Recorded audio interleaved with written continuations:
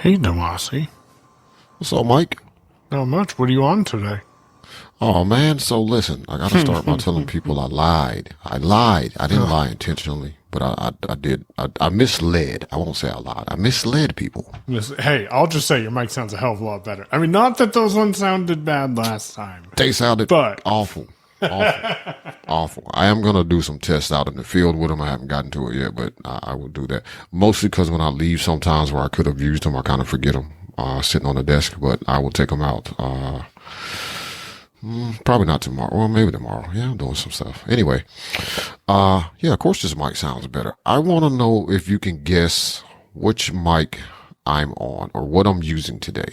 well, if you lied, I presume that Well, I means didn't lie. I didn't lie. I didn't lie. I just kind of misled people because I didn't start where I said I was going to start at. was gonna say what you told an untruthful or something. I didn't lie. I just didn't tell the truth. Listen, man, everything I say is a lie, and that's the truth. Hold on. Let me hit that And that's a recording lie.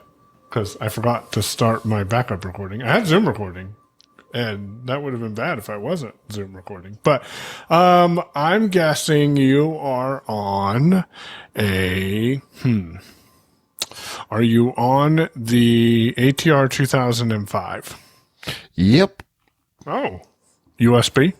over USB. Yep.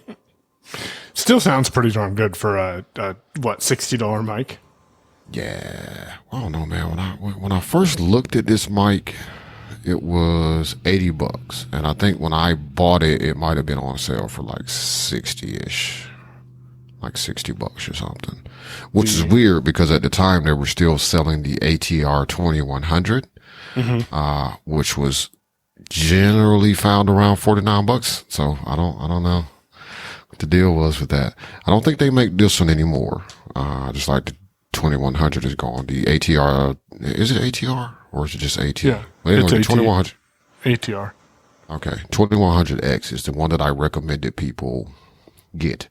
So the reason I'm on this mic is because one, I was looking under my bed for something else and saw the mic in this little, shock mount thing. And I was like, oh, I actually should pull this out and plug it in over USB and do a show because this is the recommended if you're just trying to get into podcasting or you want a good sounding mic for Zoom meetings.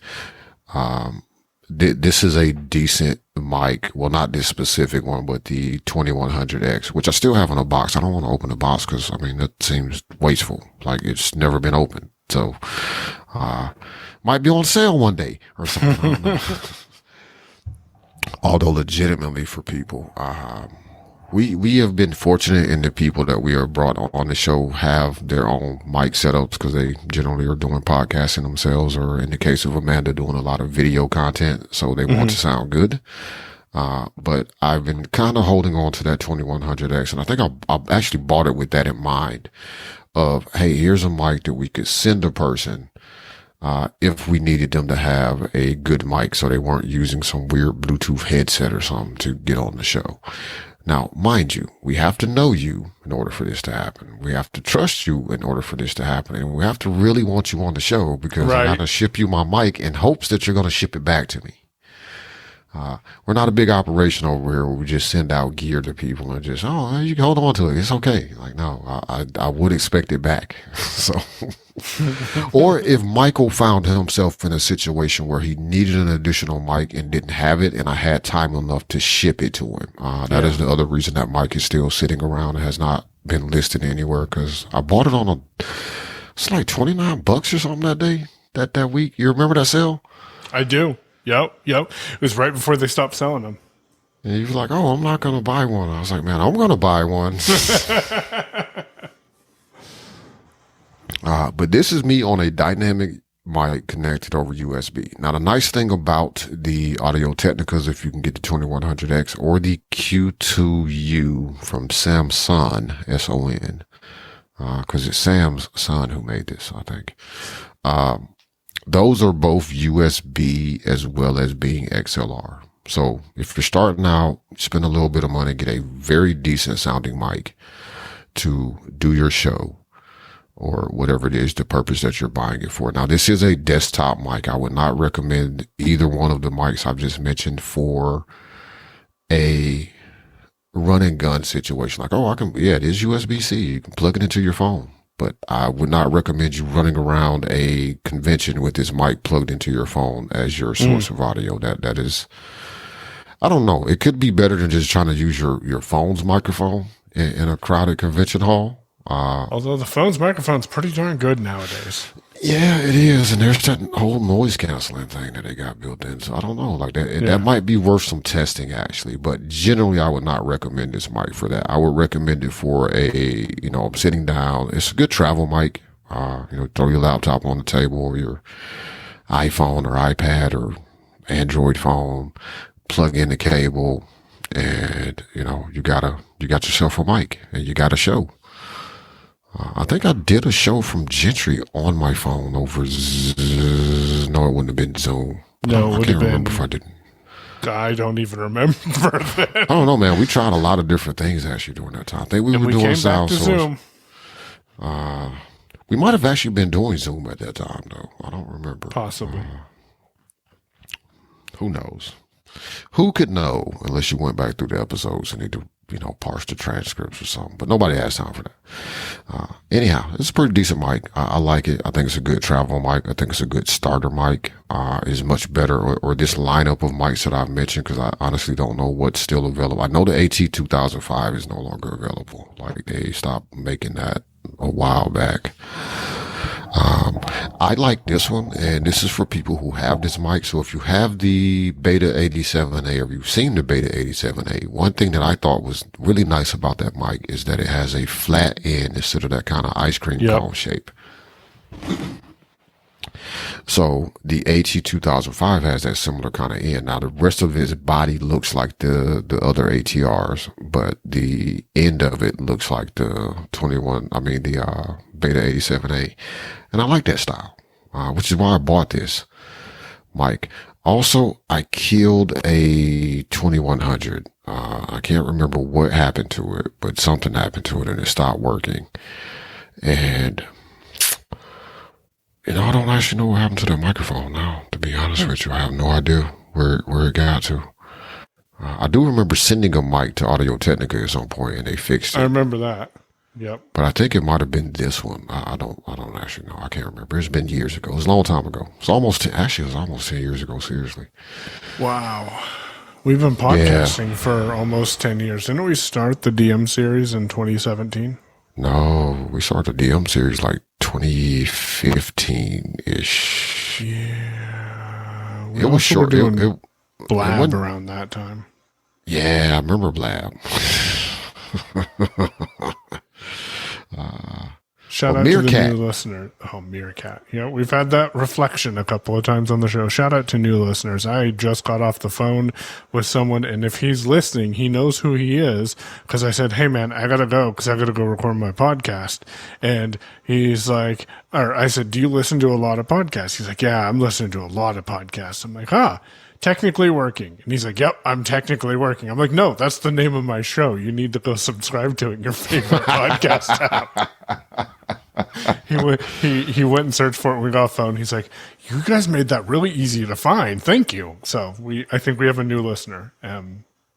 So shout out to you if you know who you are. Shout out to the new listener, or new listeners, whomever you may be. Yes. Welcome to all of you. We appreciate you showing up. If you are brand new and you haven't been listening to the show, I'm doing, because Mike doesn't have a whole bunch of random audio gear laying around that he doesn't really need. So I'm doing a kind of mini series inside of the show on different mics and audio interfaces, because it's a question that we get quite a bit. Of what are you using? What should I buy? I get that question a lot. Mike gets that question a lot. I hear it from, also, just, sometimes it's easier to just point people to an episode too when you hear the audio and it's horrible. That's more of a me to do thing than Mike, but, it'll absolutely happen at some point. I'm like, yeah, go listen to episode, whatever number.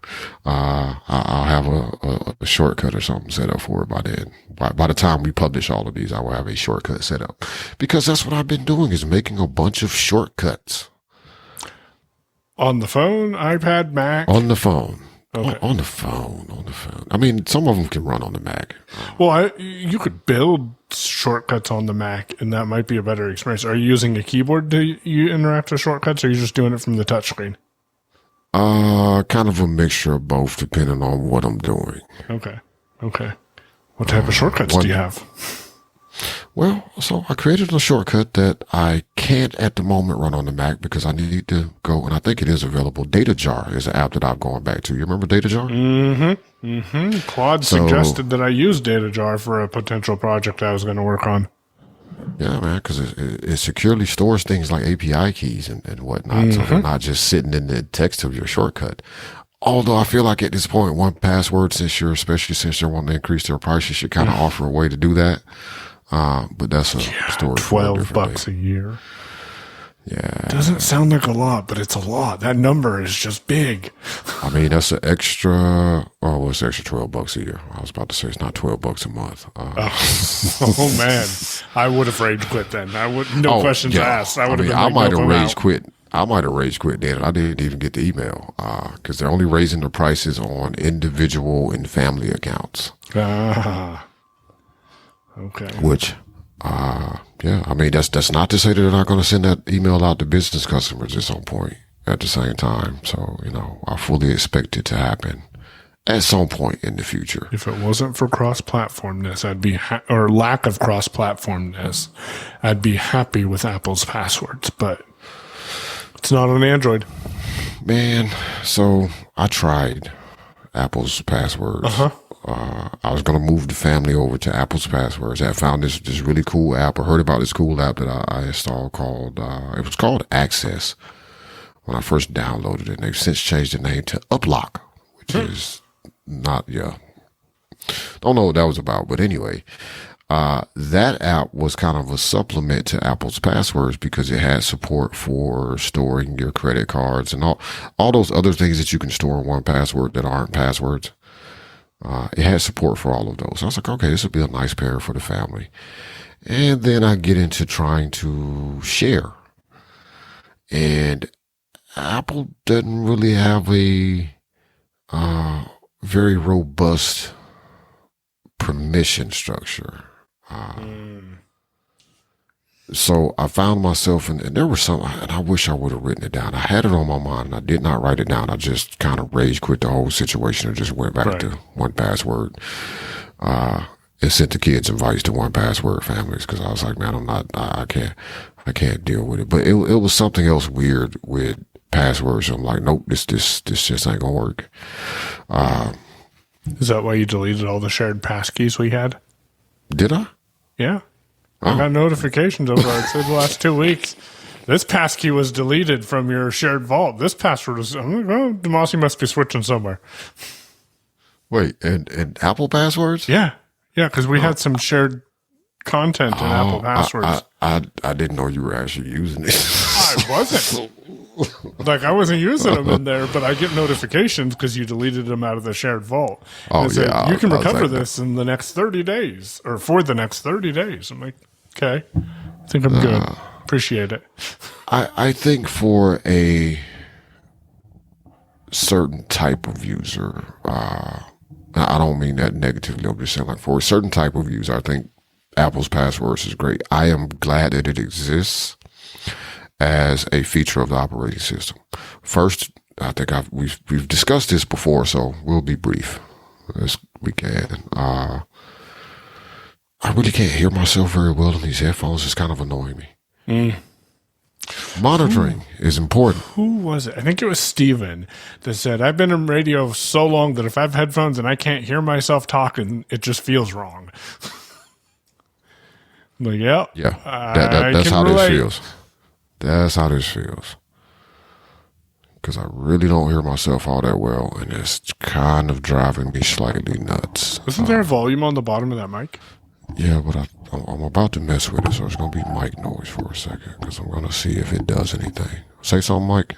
Hello. Oh, no. See, I think that kind of just adjusts all the volume. Wait, now I hear me better. Oh. But do you hear me at the same level? Or maybe. did I go up? Yeah, you went up a little bit. Not too much. Okay, that's better though. Okay. Yeah, because that's driving me insane, man. I can't handle it. Like, I really can't handle it. Something's wrong if I can't hear myself. All right, there we go. I can hear myself. What was I saying about passwords? Oh, if you're inside the Apple ecosystem, is great. There is support apparently for Chrome to use it as well. It looks like in Tahoe, it even supports pulling passkeys and doing some other stuff. So that's it, and it's good to get people in that aren't going to spend money on a password manager, but everybody needs a password manager. This is a thing that I'm telling you. That is a fact. It's not a construct of my imagination. It's a very factual thing. Everybody needs a password manager. Some other options out there, though, if you are cross-platform, because that is an issue if you're going cross-platform. 1Password is my password manager of choice at the moment. I've dabbled with some other ones just in case I have to rage quit. Well, I did almost kind of rage quit 1Password when 8 first came out because, geez, it was rough. Like, it still ain't great, but it is night and day compared to where it started at. I did not spend as much time with this one, but I did spend a little time with it. Bitwarden, which also has a free plan. That's one thing 1Password does not offer, is a free plan of any sort. Bitwarden is pretty decent free, and if you pay for it because you either want to support the project or because there are features that they pay gate you on, it's $10 a year for a single person. So not a terrible price. I really should look and see when my 1Password renews. Yeah, you should do that. I sent you a link to one that I want to try and just haven't gotten around to it yet, which is ProtonPass. Yeah. You haven't played with it at all? No, but I'm going to get to it. I actually started the process of trying to set up an account when I sent you that, when I emailed you that link, and then it was like, oh, you need to create a username. And I was like, oh, why would I do that? Oh, okay, I get a Proton, or I can just create a new Proton account and get like a proton.me email address or something. I was like, all right, I'm going to come back to this later. Like that's a little too involved. What's my email address for 1Password? Is it payown.media or your own pay? I think it's your own pay. I think it is. I'm logging into 1Password right now. I could just look at my 1Password account information where I'm going to have to grab the secret key from anyway. Yeah. Yeah. But ProtonPass is one that's interesting. They should call it ProtonPass. Yeah. We do have feedback from listener Scout, who is a Proton email user, that the interface of that is pretty accessible and they have not found issues using it. So definitely makes me interested in taking a look at it. I will at some point set it up just to check it out. Because it's rather, I think they may have a free plan, a entirely free tier, and there's some paid stuff. So there's an option if you're interested.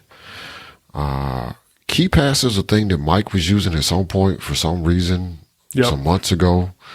I used KeePass 15 years ago. For about 6 months, and then I found 1Password, and I was like, yeah, so we're out of here.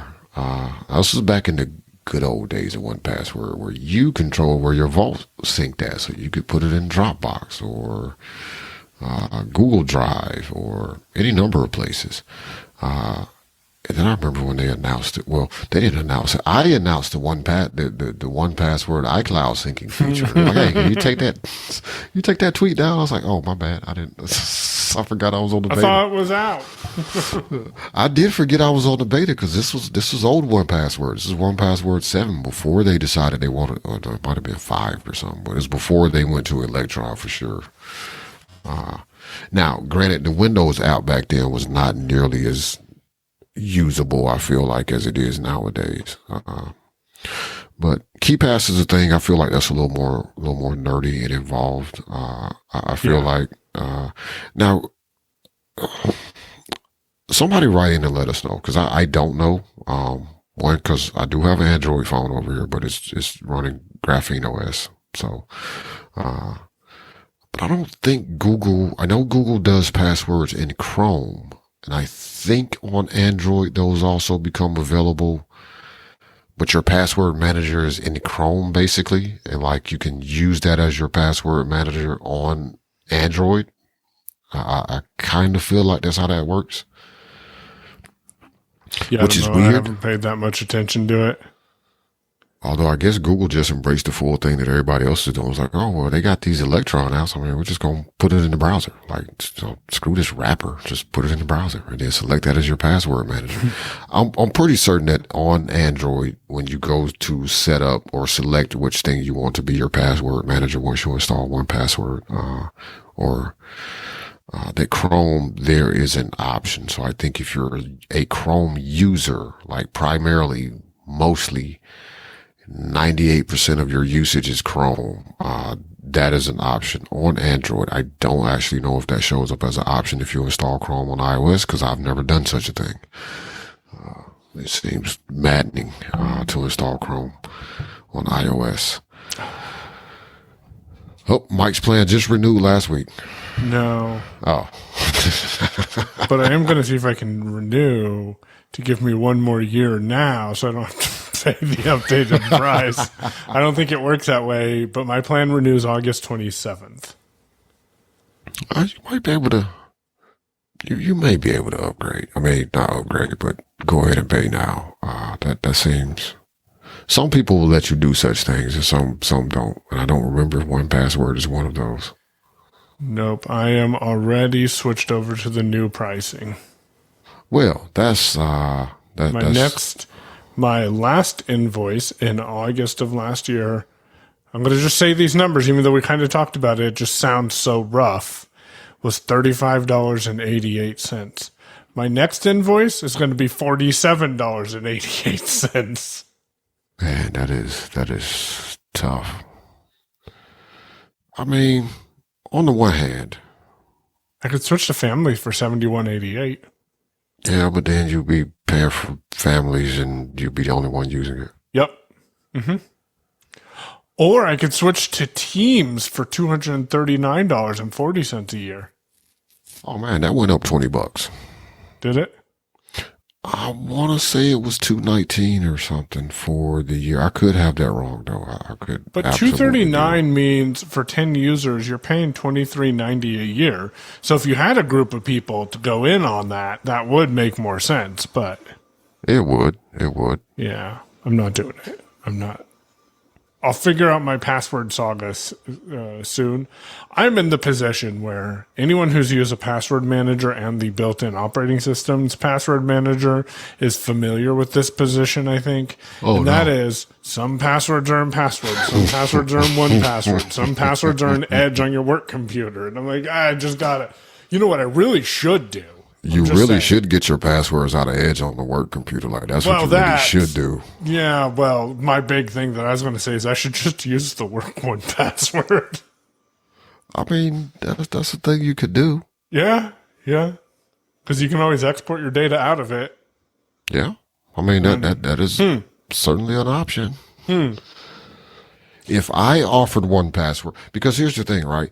As an admin of a 1Password business account or team account, they don't have the ability just by default to just go poke at your personal vault, or I think they call it your private vault. No, employee vault if it's a team or business account. I think. That is still your, private space. And now as a let's see, as the chief technology officer of Spirals LLC, I would absolutely, if I were offering 1Password to my employees, I would, fully embrace you using 1Password for your personal stuff, even though it's a business account. With the caveat that if you lose your job and your 1Password goes away, I will give you time to export it, but you must export it. Like you're not going to have it in perpetuity. But I will give you, the means to export your data from your personal vault. Also, certain rules in place so that you can't export company data from right. You're not going to export company data from shared vaults. And be clear that, your personal accounts would be things such as like your email login for the company. Yep. As well as, whatever personal crap you were signing into, like your own Amazon account or something like that. And it's only because I just encourage use of a password manager in general. Right. Like, if it really aggravates the hell out of you too much, like I got some spots open on my free family account.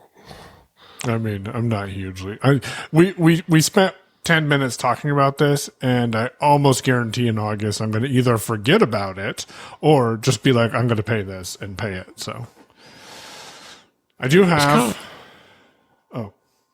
I was going to say, it's kind of hard to move password managers too. Like, it's not a fun thing to do. It's not. But I do want to see if like ProtonPass or Bitwarden are less electronic. That's not the right word. But yes, it is. Okay. Because I can do it. I can use it. But I feel like it could be so much better. So let's talk about getting started with Postmark in 5 steps. Did you get my email? Yeah. Cool. And that's the page it took me to when I accepted. So.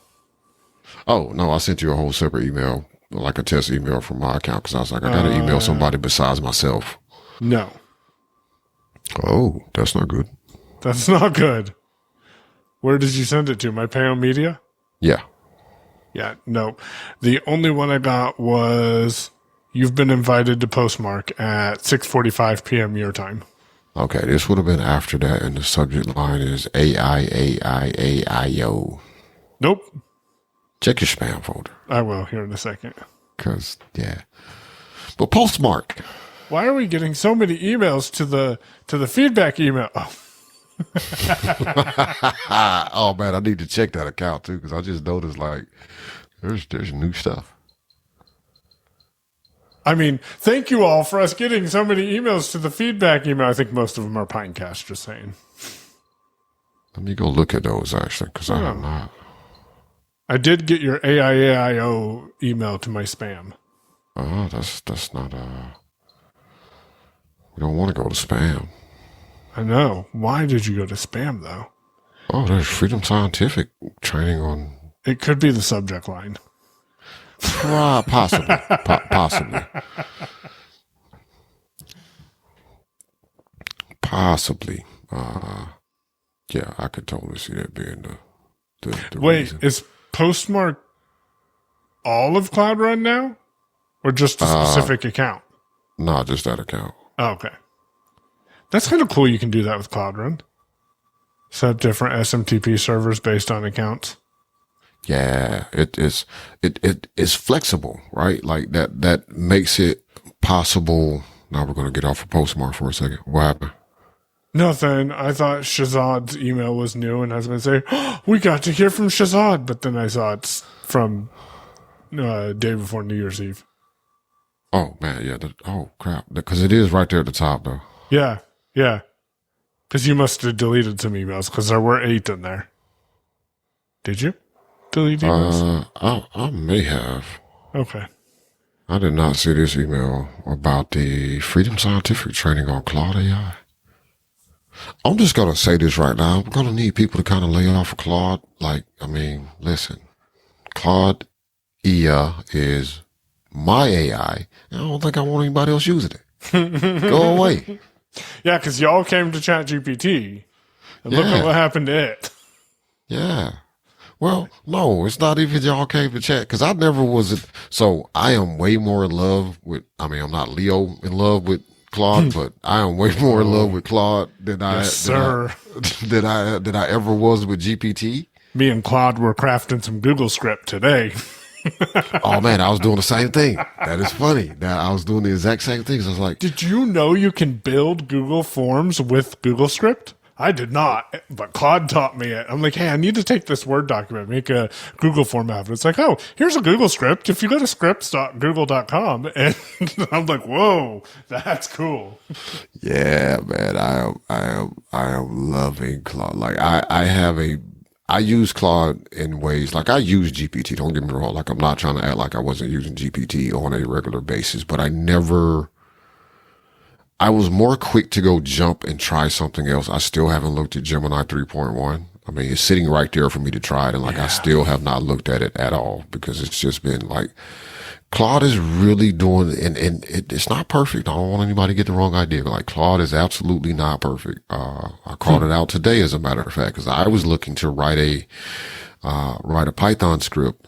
Well, actually, I asked Claude, what was the best way to accomplish this? I knew one way to do it was to do a Python script. But I want to be able to have a quick, repeatable way to add or update contact information in the Google Workspace global contact address book, and that's not addressable from the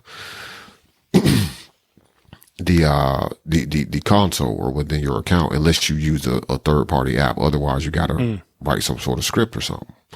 This I knew. I was like, oh, maybe I try not to give it leading questions. I ask here's what I want to accomplish, and this is a tip for people, which we're still going to do our getting started kind of thing, or how we got started, and pass on more tips. But here's a tip for people using any of these LLMs. If you have a question, even if you think you know the answer, my approach at least is not to start with leading the witness, so to speak. Like, hey, is writing a Python script the best way to do blah, blah, blah? I've known how to do that. Always do the right way.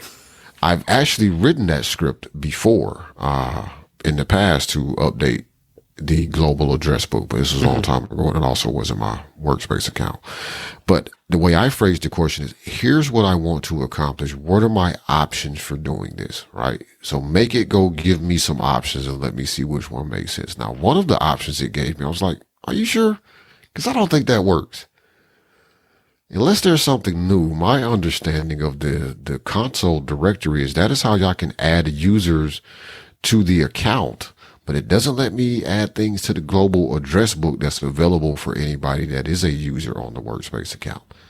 You were absolutely right to double check on that. I was a little overly enthusiastic and got that wrong, or something like that it said. And I was like, yeah, of course you did. That's the other thing to remind people with AI. Like, I feel like it bears repeating on a routine basis. You will hear some people, I think, approach this with a different sort of phrasing, and I'm not going to approach it that way. And I say this for like people who are programmers, for example. Like, I've heard some, not all, but I've heard some programmers respond to it's great for coding if you're actually a programmer. I mean, you people out here using it to write code that don't understand writing code, like it's just going to suck. And it's like, go that way with that nonsense. There's some validity to, if you understand the subject matter that you're having it work on, then you can more easily spot incorrections. Like, you get something wrong about Workspace, I'm gonna call you out on it, because I should be a Workspace specialist, or whatever they call their people. I forgot, but I ain't never sit down and take the test because I was like, I don't care. I keep trying to leave Google Workspace. I don't know if I want to sell it to other people at the time. But it keeps bringing you back. Yeah, well, I did leave Workspace with Bedrock. Like, it's still on Fastmail. But at the time that I was interested in thinking about taking it, I was like, I keep kind of going in the other direction for people, because I feel like a lot of times Workspace for people is overkill. But when you boil it down, like, the interface people are used to it, right? That makes it an easier buy-in, because they probably already had a Gmail account, so it's just Workspace. It'd make it even more of an easier buy-in if they'd stop raising their prices too. It's not like they gotta, pay for. Yeah. I guess maybe they do now with AI. It makes a little bit more sense. No, they don't. Because here's my problem with that, though, right? At least I can legitimately look at now. Not saying that everything that 1Password has done over the past 5 years has been of a huge benefit to a large chunk of their customer base, or those of us who were there before they started taking VC money. I'll put it to you that way.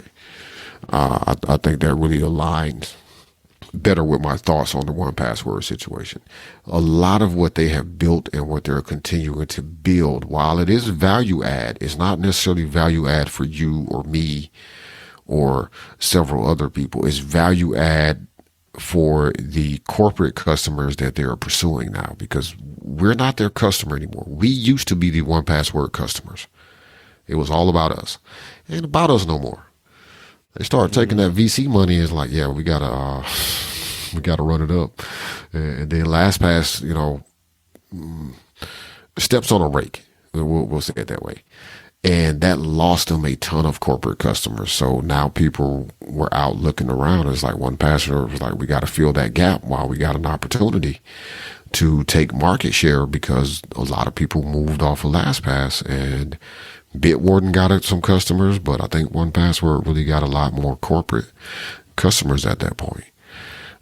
So we're not their target audience anymore, but at least they are actually adding features. Like there's things that they're adding that I do take advantage of. Listen, the new feature on iOS where above your keyboard when you log in somewhere and then there's a two-factor code and it just shows up above the keyboard instead of me having to switch over to the app to copy the stupid code out of there and go paste it in. Like, hey, that's actually something that's nice. I appreciate that. I make use of it. I don't know how much I want to use locations for my items. Like, oh yeah, I definitely need to surface this thing when I'm at a location, but hey, I don't have that use case. Google, on the other hand, is much like Microsoft, where it's like, we're just going to shove this AI into your thing, and then we're going to charge you more money for shoving the AI into your thing that you didn't even ask for. Because I didn't ask for Gemini, whatever version it was when they started doing that, and I wasn't even using Gemini at that time. Didn't ask for a new version of Nano Banana. Nope, didn't ask for that either. But hey, I'm paying for it on my Workspace account because, that's what I got to do, I guess, because Google insisted I need this AI. But anyway, interrogate your AIs. I feel like it's always valid to ask the question, are you sure? Is that right? Whether you're certain about it or not, even if it's on a subject matter that you don't know anything about, ask the question, because that makes it go back and check itself. And sometimes be mean to it. Like, listen, I'm asking you this question. I don't want you to tell me to go look it up. I want you to look it up. And on top of looking it up, I want you to make sure that your answer is correct. I just asked Gemini what version it was, and it said that it's version 3 Flash. But since you're paying for it, I have extended capabilities. So I just said, I need you to switch to 3.1 because I'm not finding a place in the UI to change it. And it says, I understand you want to do. So it says that as of today, and it gives today's date, Google has officially released the latest version, 3.1 Pro and 3.1 Flash. Because you are on the paid tier, you actually have access to the 3.1 intelligence. Okay? But none of those are the things you just announced that they released. Yeah. Are you on unreleased Gemini, Mike? Mike has unreleased 3.1 Gemini.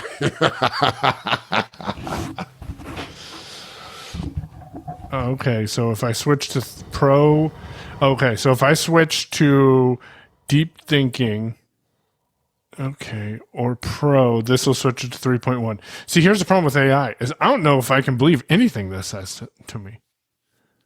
Oh, it will be so wrong. It's so confidently wrong. I mean, that is the problem. It is so confidently wrong. All right, so we're going to give it a prompt. I'm going to say, what's my favorite color? Let's see. You should have that information. I actually don't even know if it would know. It probably doesn't. ChatGPT will probably tell you. I will tell you, I have been more comfortable with Claude than I thought I would be by switching away from ChatGPT. The other day, I think it was yesterday, you asked me, did you say you searched that on ChatGPT? And I did, but I searched on ChatGPT mainly only because that's what Siri uses. And I find myself doing quick searches on Siri more. And I feel like Siri, if it doesn't have the answer, isn't telling me, and maybe this is one of my settings anymore, but it's not telling me, here's what I found on the web. It's just giving me a response and then coming back and saying that was from ChatGPT.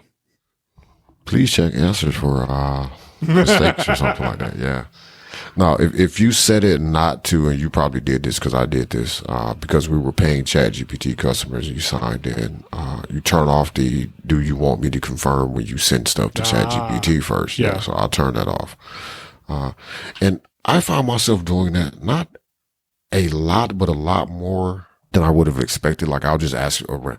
I think I use Siri the way, I think I probably use Siri sometimes now the way that a lot of people want to use Siri or have tried to use Siri, or definitely the way that I've seen people use their Amazon devices or their Google devices, where they just ask it random questions. Like, I can't remember what was it. I was trying to figure out, I want to know who owned, C4, the energy drink. So I just asked Siri, because I know at this point, if it doesn't know the answer and can't pull it off of a website, it's going to go to GPT, right? So I'm more willing to ask those questions. Oftentimes I will get back answers that is like, that answer came from Wikipedia. I was like, oh, okay, well, cool. At least you didn't tell me here's what I found on the web, and then gave me a link to Wikipedia, which is what you would have done 2 years ago. So it is, I think, in some ways improving the behavior of Siri since they've incorporated GPT. Like over time, it feels like it's gotten a little more, even though again, all of my answers aren't coming from GPT. A lot of times I'll get an answer that came from Wikipedia or some website that I've not heard of, but like the domain of the website kind of makes sense as to why it's providing that kind of information. And I'm not getting as much of that, here's what I found on the web while my phone is in my pocket, situation. It's not doing the things that Apple said it would do 2 years ago, nearly 2 years ago. We're still a long way, I think, away from that. But I do feel like in some ways Siri has gotten better. Now, there are times where Siri still is, dumber than it used to be 10 years ago when you ask it to do certain things. And I don't understand why. Like, hey, turn on my office light. Your lights can't do that. They can't turn on? Like, what do you mean? Or turn off the office heat.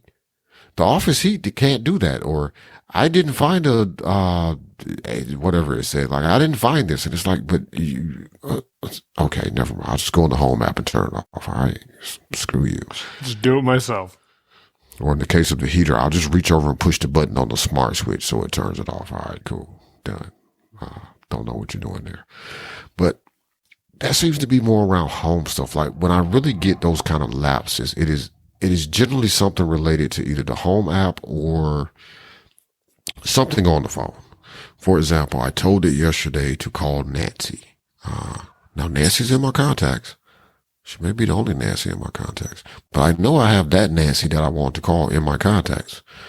So I said, call Nancy. You will have to create a contact card for Nancy in order for me to do that. What do you mean? You know what? Go to the phone app, tap the search button in the bottom and type in Nancy. Oh, look there. It says Nancy and shows the last call we had. Speaking of search, I have one person I talk to on a regular basis, and it's not that I don't like this person. It's just, wow. It can be a little time consuming to add a contact sometimes. In some cases.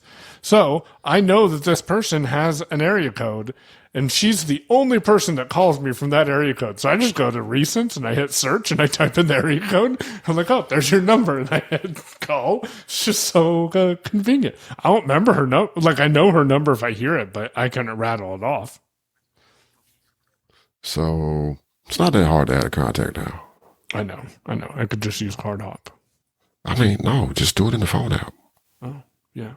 Like, so when you do the search for... Haven't you figured out yet, Damashe, that I'm lazy? Well, I mean, I'm just giving you a shortcut way to do some things because it'll help you out, though. Okay. So, like, you do this thing where you go in and you search for the area code. There's your number. Yep. If you just double tap on it, it will open up, like, the little contact, card view, right? Yes. There's a couple of things you can do there. So, for a person that you want in your contacts, I think there's an add new contact button or some way at the bottom. So 4-finger double tap at the bottom and flick back and you should find it. No, 4-finger tap at the bottom, not double tap. That'll do something else. That'll put you in help. Or there's an edit button at the top right. Now I got to pick up my phone. Hey, here's the thing as a blind podcaster that's different from a person that's a sighted podcaster. We're both sitting behind microphones. They pick up their phone and do stuff and people don't hear what they're doing. I'm going to pick up my phone earbuds, but he's on a Mac, so you never know what the earbuds are going to do. Although he fixed that issue for himself. Hold on. Actually, yeah, I could do that. That's actually pretty smart. That's how I look stuff up on my phone while I'm live. Yeah, I didn't. I don't know why.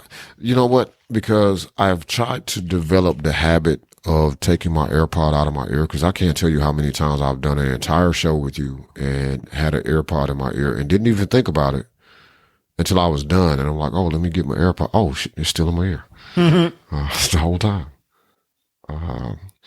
So if I go to phone, which I have a question for you about phone after I do this too. So I'm going to go to calls and pick just a random number.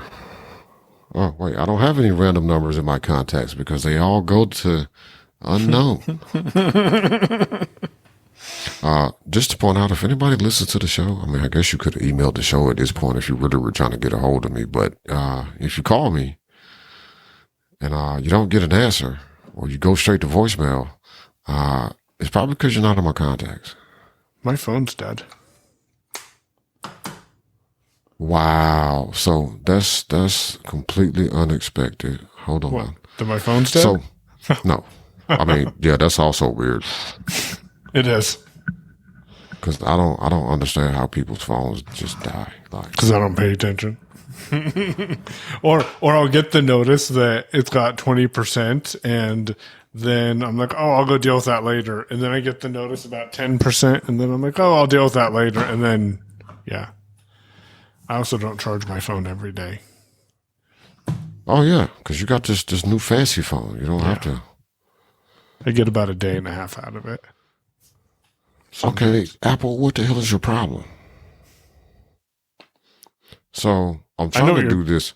But anyway, there's the edit button at the top right. If you tap that, you can usually save the contact or something like that there too. Yep. Another thing though, and for me, for some reason, on the unknown caller screen, if I tap on the number, it just calls them, even though that's not the way my settings are configured. That's what it does. So I don't like that. They should fix that. Now I've called back 2 spammers that are probably like, oh, we got a live one. Let's call them back tomorrow 17 times. From a different number, different numbers every time. Appreciate it.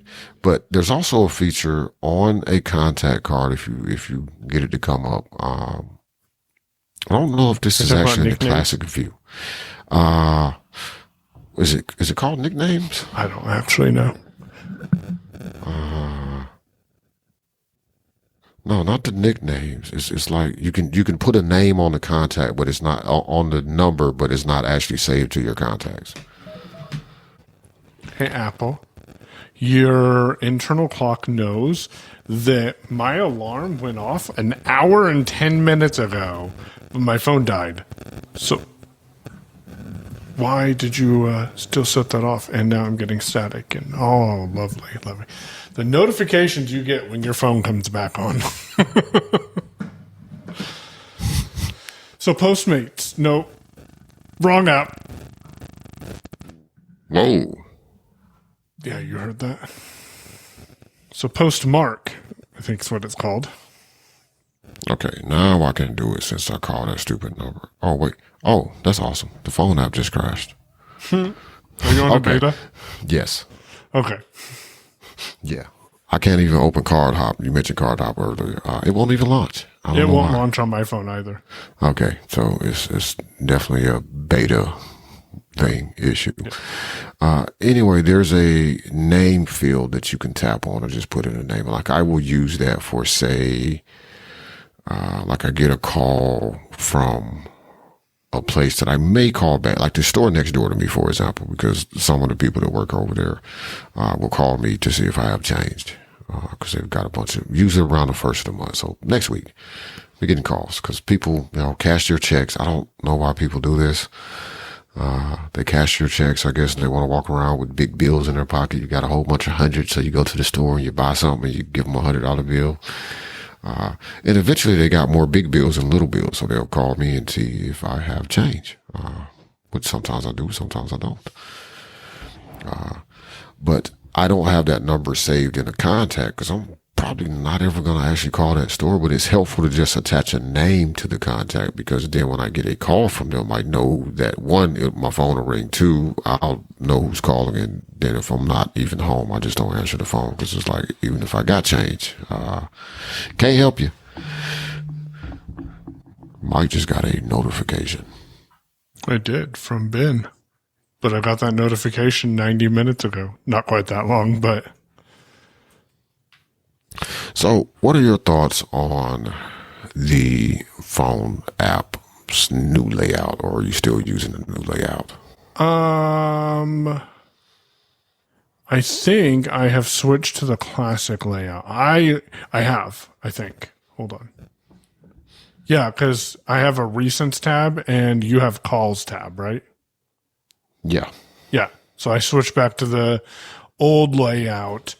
I liked it. I should try it out again, because maybe there's more there that I don't remember, honestly, why I switched back to classic.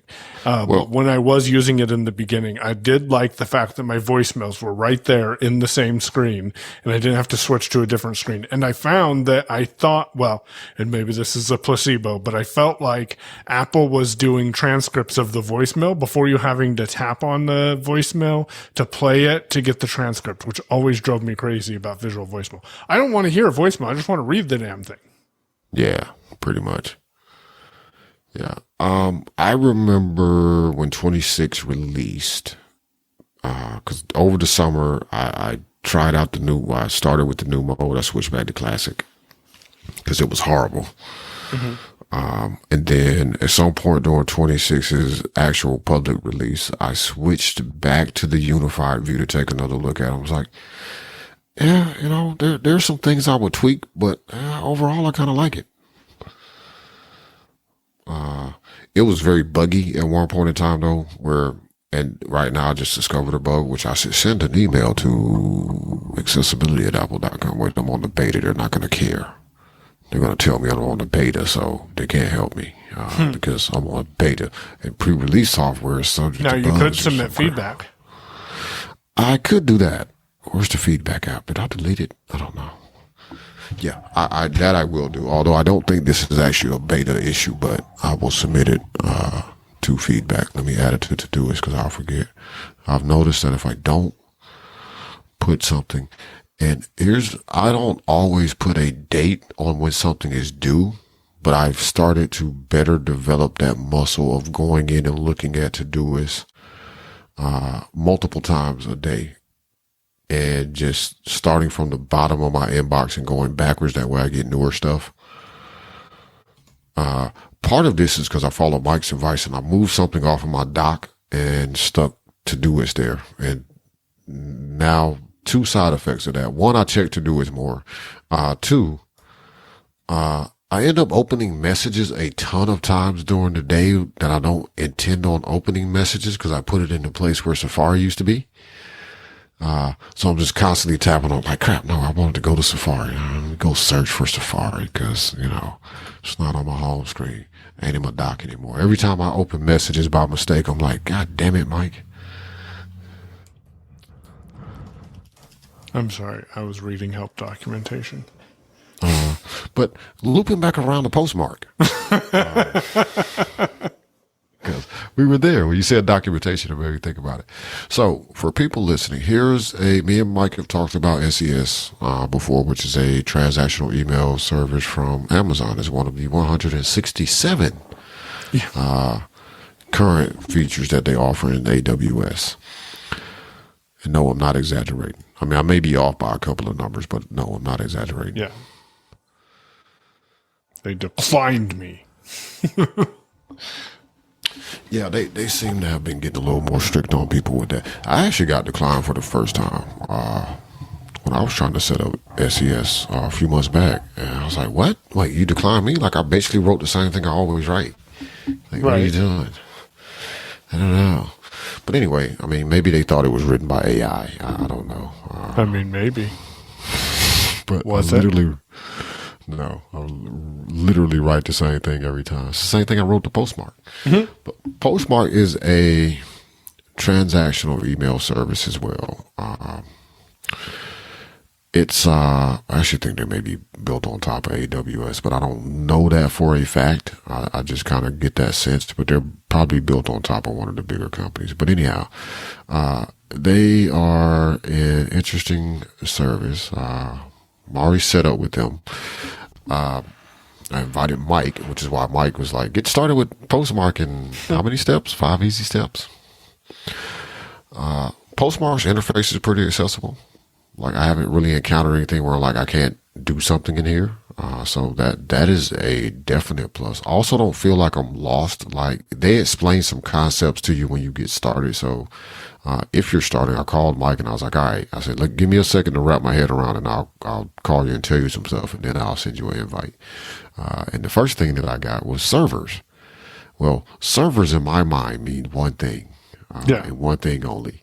That is not what they mean. Servers are more like folders. And they, I don't know if you're going to see this when you go in, but like, why didn't you just name them folders then? And their response to that frequently asked questions, yeah, you're probably right. We probably should have done that, but it's too late now. It's exceedingly difficult to change all our documentation and APIs and all of that. So they're servers. Yeah. But it's basically a folder. Identity is where you want to go to add your domain. Okay. And you can do that one of two ways. You can add an email identity where you're only able to send from one address or whatever address you add, to that identity and verify, or you can do the domain wide. Obviously, in most cases, you're going to want to do the domain wide thing. 2 records to add to your DNS, which is a DKIM record for signing your emails, and what is that other record called? Nope. Oh, the return. Yeah, the return thing, and that's where bounce notifications would get sent to. So if you're getting bounces, it's going to go there. You got to figure out how to wire that up on the back end, which I would do if I were sending, say, and I actually haven't had an email bounce. I should maybe deliberately send an email to a non-existing address that I know doesn't exist because it used to be mine or it used to be a part of one of my domains, just to make it bounce, to see if it shows any analytics or any data inside of their interface. But those 2 records are all it takes. And at least with Cloud DNS and Cloudflare, it was like I added the records. I came back. I gave it like not even a whole minute. I hit verify. And it was like, oh, your domain is verified. I was like, all right, cool. Yeah. So that part was quick. And now at that point, you're able to send emails.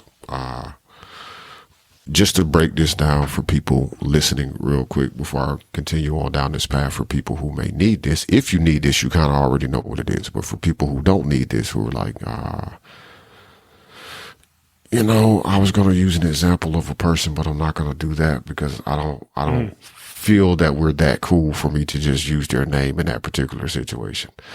So if you are a less technical user that is listening to this conversation, transactional emails are the types of things that you get from websites such as a password reset or your receipt from Amazon or Best Buy or Walmart or Apple. Notification from Gravity Forms. Yeah, things like that. Those are transactional emails.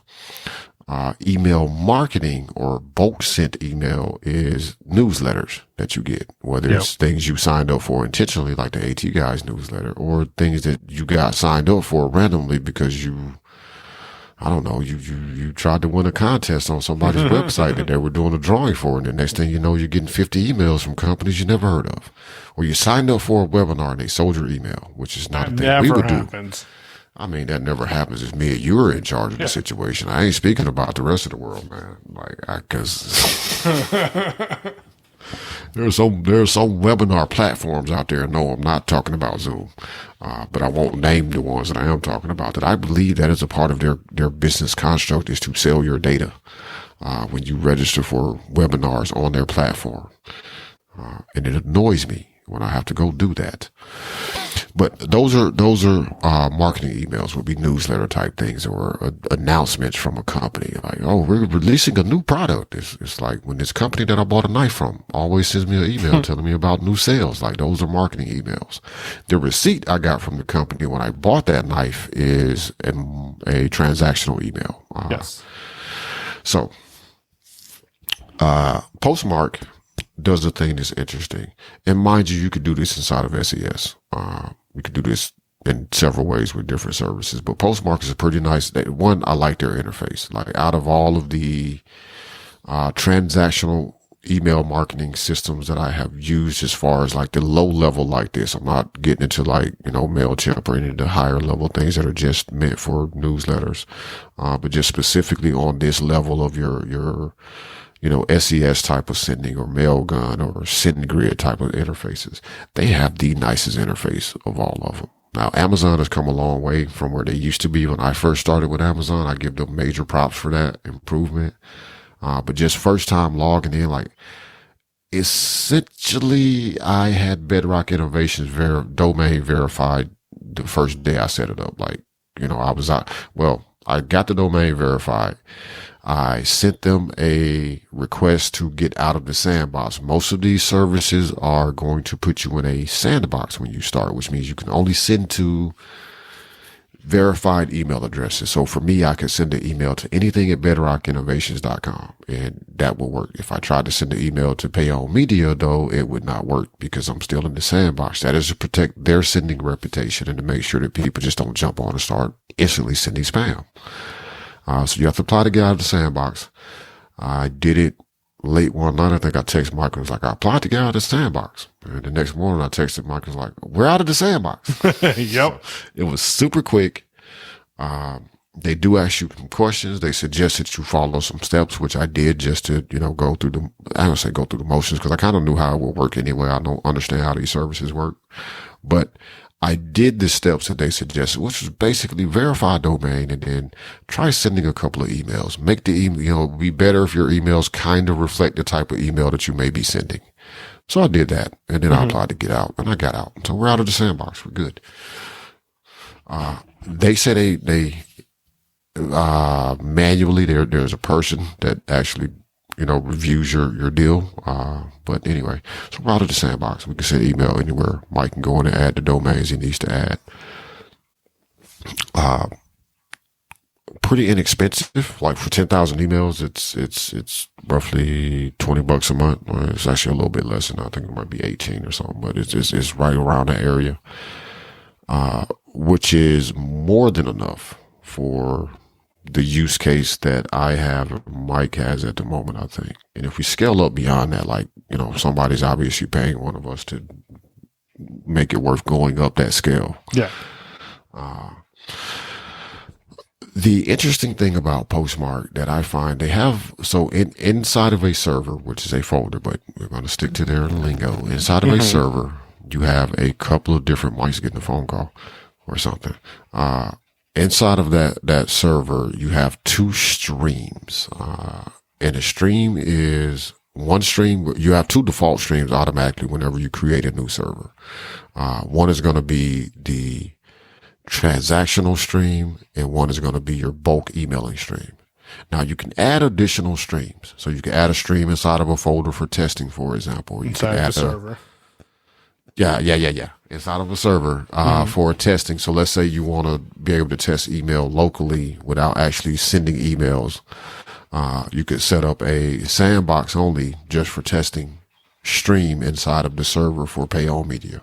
And then you have your Pay On Media transactional stream. So that's when people, fill out a gravity form, they get their confirmation email. And then you also have your bulk stream. So when you send out email marketing to tell people, hey, I have, there's openings available. Right. If you would like consulting right now, here's a link to my calendar.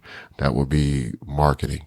You can set up multiple streams, and you're not restricted to one being a certain type. So you can have two different marketing streams, for example. Okay. Why would you want to set up multiple streams then, like an additional stream, do you think? So one reason again would be for testing purposes. If you want to have something that you can plug in or hook up to the API or put in the SMTP credentials for local testing or staging, environments where you want to be able to see how those emails perform or if your code is working properly, but you don't actually want to send an email. Gotcha. Okay. So Because it logs all the emails, so Yeah. you can see what happens when your code sends that email. Yeah. So you can make sure that works. And I think of an example, like locally, I'm never using real customer data, but on a staging site, I might have customer data that may be there. And if I'm test sending emails, I want to know if the code I just wrote worked, but I don't want to email all of my customers from a staging site because I'm testing something, right? But I can see how that would have performed going to, 1,700 different people. Yeah. If the metrics worked out, if everything went the way it was supposed to go, right? So that's one of the reasons you might want to set up additional streams. Also, depending on your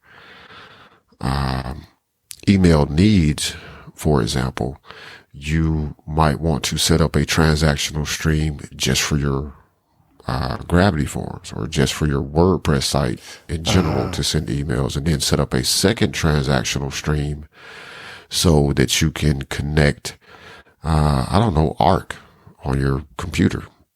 So when it successfully completes a backup, it sends you an email with the information of the backup, right? With the log of the backup, or it sends you the email that says your backup failed. No. I mean, yes, send me an email when it fails, but no, don't fail. So things like that, or scenarios where you may have a public facing, like these are the transactional emails that go out to customers, and these are internal transactional, and I would say transactional in the sense of like it's one-to-one. You're not sending to many people. Like this notification isn't going to many people. Although you could do that as well, right? Like I would choose a bulk stream just to make sure it goes down the right pipe. But let's say internally, if something fails, you want an email to be sent to 10 people, because out of the 10 of you, somebody should be awake that can deal with it, or somebody should be awake and have the free time or the availability to go solve that problem. Right. So instead of Mike having to jump out of the bed at 5 a.m., an hour before we would normally get up or something, to fix a problem because somebody can't, do a thing. Maybe it goes to a person in a different time zone that was already up also. Right. So they get it. And it's like, they go handle the problem. And Mike gets to sleep in for a bit. Oh, if only. With servers, I would say, I like their construct through this of like, you create one for each project that you're working on, or each client that you're working with. And that's, again, another reason you might have multiple streams. So if I'm building a site for NFB of Alabama, for example, this is not a thing that's happening yet. But if I were, I might add a server for NFB of Alabama, and I don't know, they might have 7 different streams in there. Like there would be one for their website. There would be one for general marketing. There may be one for marketing only to members. There might be a bulk, I might set up a system where the president or whomever's on the board can send an email to, info@nfbal.org or whatever the hell their domain is, because I don't actually know what it is, right? And then that sends a bulk email to, specific people, right? Like, you could do things like that, right? But you want those metrics and those analytics as well as that sending to be separate from your marketing to just anybody who jumps on your list that went to your website, right? So now you're sending emails, or, the president hops on and sends a message to, chapter A at, organizationdomain.org, and then all the members of that chapter that have an email address registered get an email so that they know the treasurer's not going to be here the secretary's not going to be here this week. Yeah. So your minutes are going to be a little abbreviated because I ain't doing all that freaking work. That's interesting, because what we haven't talked about yet, because we haven't gotten there, is Postmark supports inbound messages as well. They do. And you can route, it sounds like, to different... Anywhere. Yeah. Huh. almost anywhere. All right. I'm going to play with this, and I'm going to enjoy it, and it's going to be fun. And their API seems to be like their documentation looks pretty good to me so far from what I've gone through myself. You know, I poked at Claude a bit. I was going to say, have you sent it to Claude? You know, that might be a thing. I'm not saying that is a thing right now at this moment, but there may at some point in the future be an email address that I can send things to that then passes that along as JSON to the Claude API. That might be a thing. That's not where I was going. I was saying, have you sent Claude their documentation to say, hey, I'm using this now. If we ever need to send an email, no, I have not use this documentation to craft your responses to me. I should add that to his memory though, so that it doesn't even have to go out to the web and look for it. That is a good idea. I have been enjoying building agents. Well, not agents. What am I building? Skills. Yeah, building skills. I know nothing about skills. Man, ask Claude. It'll tell you. I am not skilled about skills. Just ask Claude. All right. Because I had Claude explain to me what's the difference in an agent, a plugin, and a skill, and like when would I use them. And like the breakdown was pretty reasonable. I had a basic grasp of skills. I wasn't sure about agents and the plugins because they kind of all. The agents, I was pretty certain was a thing that you could, you know, that's when it spins off a second version or third or fourth or fifth version of itself to go do specifically focused things. But I've seen agents.md that describe the work of a specific type of sub agent running. So I'm like, yeah, I need to understand this. Yeah. Just chat with about it. And occasionally like, are you sure that's how it works? Yeah, just occasionally. Even if you don't have any clue that it's wrong, just be like, are you sure that's how it works? Yeah, that is a tip. I want everybody to take home with you. Like, and to be fair, like I was doing this, but I got the quantification of this in a statement that I can pass on to everybody else from Matt Geek Gal, which is just on occasion, like, are you sure? Yeah. Because it makes it just go back and recheck itself, right? I mean, you know. It's not me. Sometimes, I mean, it's wrong more times than I am. I'm very rarely wrong. And on that conceited note, conceited was not the word I wanted to use, but it was better than full of himself note. Well, see, that conceited note fit better, so you should just leave it in like that. That's what I meant. Cut all this stuff out, but just leave it in like that because it kind of fit. We're going to wrap up this episode. We want to thank all of our new listeners. Oh, hold on. Mike has a thing before we record, today makes 1 year with ACB. So. Oh, well, congratulations to Mike. He has not automated himself out of a job. I have not and he's been there for a year. Out of a job. Yes. So that's positive. He's automated himself into more work is what he's done. Just, I'm going to say it because he won't say it, but that's what's happened. So on that. But just to be fair for HR people listening, if you have a person that automates things, that's probably the one you want to keep if you got to make a decision because, you know, they automated work away, which means they're available to do more stuff. And maybe they can help, you know, I don't know, help your bottom line or whatever it is you think your goal is. Yeah. You don't fire the person that figured out how to be as efficient as possible. Not the Mike's on the chopping block. I'm just putting this out there because I was going to say, sees. there's something I don't know about. You've been talking to Scott lately? This has nothing to do with Mike. This is more of a general thing of people who are like, oh, we could just get the AI to do it, and people being afraid of automating things. I feel like this. If you're able to automate parts of your job to make it more efficient and give yourself more free time, I, as a boss, would appreciate that. And I feel like as a employee, I would appreciate the recognition of that. I mean, I'm not saying you have to give me a raise, but you also don't need to cut my hours. Like, you know, there's other stuff I could be doing. But a raise doesn't hurt. It never hurts. Never, ever hurts. I guarantee you. It's what's baffling to me, just on a quick side note, you know, stick around for 90 days and you get a raise. You ain't make it 9 days. What the? Yeah. Anyway, we're going to wrap up the episode. Congratulations to Mike for his 1 year anniversary at ACB.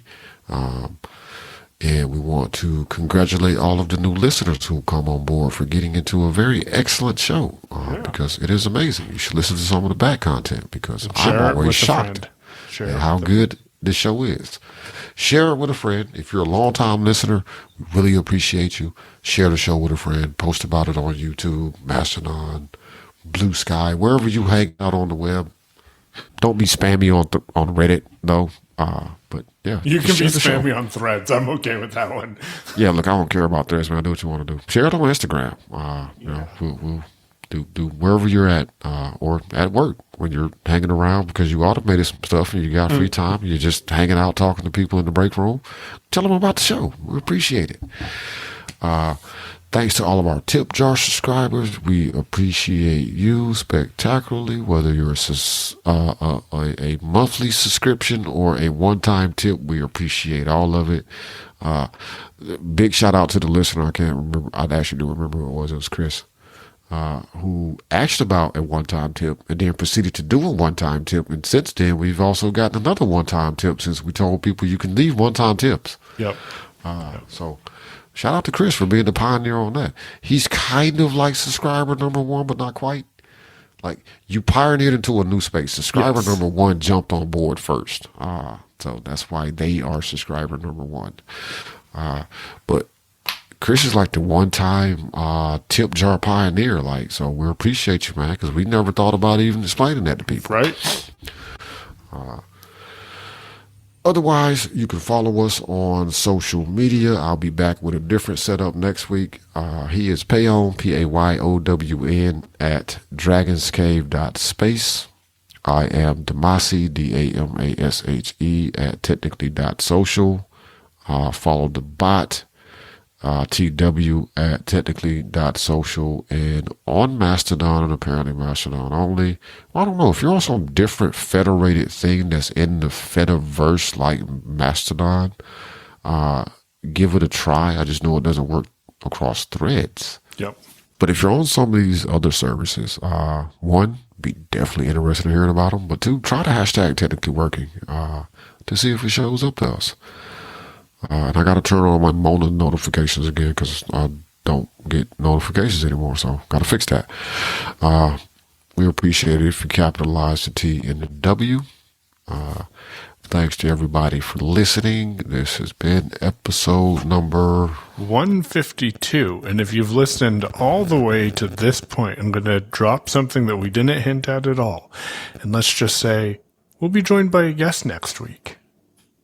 Whoa, really? I didn't know about this either. Yeah, you will be on a different setup, so I don't remember what it is, but it'll be different. So legitimately, when you said that, I was like, wait a minute, we are? And I was like, oh, yeah, because